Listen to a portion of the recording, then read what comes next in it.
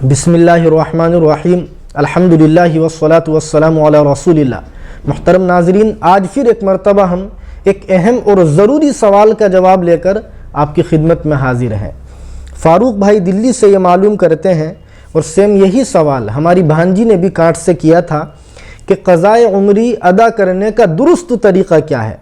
यानी अगर हम अपनी ज़िंदगी की छूटी हुई नमाज़ों को अदा करना चाहें तो किस तरीक़े से अदा करेंगे, नियत किस तरीक़े से करेंगे, अंदाज़ा कैसे करेंगे, इस सिलसिले में सही रहनुमाई फरमाएं। देखिएगा, सेम इसी सवाल के जवाब में दारुल इफ्ता दारुल उलूम देवबंद ने जो फतवा लिखा है, मैं तफसील के साथ उसकी वजाहत कर देता हूँ। आप स्क्रीन पर उस फतवे को खुद भी पढ़ सकते हैं। देखिएगा, सबसे पहले हम अच्छे तरीक़े से गौर करें और अंदाज़ा करें, सोचें कि हमारे ज़िम्मे में कितनी नमाज़ें क़ज़ा होंगी। और इसका अंदाज़ा करने का एक आसान सा तरीक़ा ये भी है कि साल के अक्सर दिनों में रोज़ाना आम तौर पर कितनी नमाज़ें हमारी क़ज़ा हो जाती हैं, हम इस सिलसिले में अच्छे तरीक़े से गौर करें। मिसाल के तौर पर फॉर एग्ज़ाम्पल, एक आदमी है जिसकी उम्र इस वक्त 25 साल है। अब वो अपनी ज़िंदगी की छूटी हुई नमाज़ों को अदा करना चाहता है। उसने गौर किया और वो इस नतीजे तक पहुंचा कि साल के अक्सर दिनों में रोज़ाना वो 4 नमाज़ें तो पाबंदी से पढ़ लेता है, ज़ोहर असर मगरिब इशा, लेकिन फजर की नमाज कभी पढ़ लेता है और अक्सर वो छोड़ देता है। उसने गौर किया और वो इस नतीजे तक पहुंचा कि साल के 12 महीनों में उसने शायद अंदाजे के मुताबिक सिर्फ 60 मरतबा फजर की नमाज पढ़ी है। अब इस हिसाब से 10 महीने की फजर की नमाजें उसकी गोया क़ज़ा हो गई हैं। अब इस हिसाब से अगर हम मंथली गौर करेंगे, कैलकुलेट करेंगे, तो 30 नमाजें फजर की मंथली गोया उसके ज़िम्मे में क़ज़ा हो गई। और 10 महीनों में फजर की नमाज 300 की तादाद में उसके ज़िम्मे में क़ज़ा हो गई। और चूँकि ये साहब 25 साल के हैं, अब अगर 15 साल की उम्र में भी ये बालिग हुए होंगे तो इस एतबार से 10 सालों में 300 के एतबार से 3000 फजर की नमाजें इनके ज़िम्मे में क़ज़ा हो गई। अब ये साहब कापी के ऊपर लिख लें कि मेरे ऊपर सिर्फ फजर की नमाज 3000 की तादाद में क़ज़ा वाजिब है।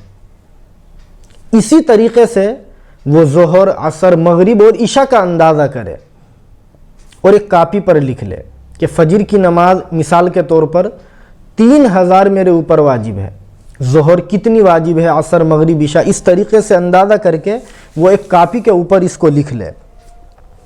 अब जब भी उनको मौका मिले, मकरू औकात के अलावा में वो इन नमाज़ों को अदा करना शुरू कर दे।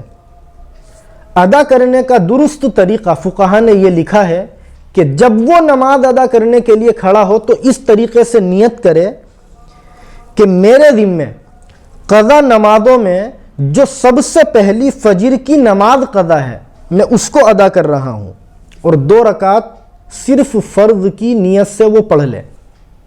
उसके बाद ज़ोहर, फिर असर, फिर मगरिब और फिर इशा। लेकिन हम ये मसला भी याद रखें कि जब हम क़ज़ा नमाज़ें पढ़ते हैं तो सिर्फ फ़र्ज़ की क़ज़ा होती है, सुन्नत और नफिल की नहीं होती। लेकिन इशा की नमाज के साथ वितर की भी क़ज़ा करना ज़रूरी है। बहरहाल, जब ये फजर की 2 रकात नमाज क़ज़ा अदा कर चुके तो अब अगली नमाज के लिए फिर वो इसी तरीक़े से नियत करे। यानी यूँ कहे कि मेरे ज़िम्मे में जो क़ज़ा नमाज़ें हैं उनमें सबसे पहली जो फजर की नमाज है मैं 2 रकात वो फ़र्ज़ पढ़ता हूँ, और 2 रकात पढ़ ले। इसलिए कि पहले जो फजर की नमाज इन्होंने पढ़ी है वो अदा हो चुकी और उसके बाद वाली जो नमाज है अब वो पहले नंबर पर आ गई। इस तरीक़े से वो पढ़ता रहे और बेहतर और दुरुस्त ये है कि एक कापी के ऊपर लिखता भी रहे, माइनस करता रहे कि मैंने आज इतनी नमाज क़ज़ा जो थी वो अदा कर ली हैं।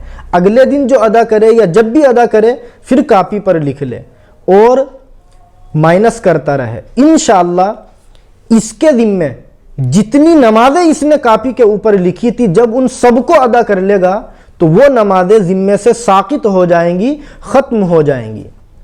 اور فقہا نے یہاں بڑی اچھی بات یہ بھی لکھی ہے کہ بہتر یہ ہے کہ وہ ان نمازوں کی ادائیگی کے بعد توبہ اور استغفار بھی کرتا رہے، اللہ تعالیٰ سے معافی بھی مانگتا رہے، اور یقین کر لے کہ انشاءاللہ ان نمازوں کی مکمل ادائیگی کے بعد آخرت میں مرنے کے بعد اللہ تعالیٰ اس سے اس کے بارے میں مواخذہ بھی نہیں کریں گے، پکڑ بھی نہیں کریں گے۔ ایسا اللہ کی ذات سے ہم امید اور یقین کر سکتے ہیں۔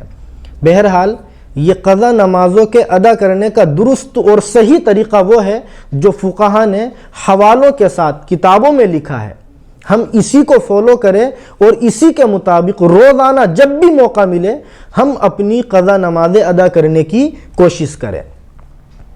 ایک آخری بات اور یہ عرض کرنی تھی کہ وہ جو طریقہ سوشل میڈیا پر خوب وائرل ہوتا ہے، لوگ اس میسج کو فارورڈ کرتے ہیں کہ شب برات میں اگر 2 رکعت نماز نفل یا 4 رکعت نماز نفل اس طریقے سے ہم پڑھ لیں گے، اس کا کوئی خاص طریقہ لوگوں نے بنا رکھا ہے، تو پوری زندگی کی جو قضا نمازیں ہیں وہ مکمل ادا ہو جائیں گی۔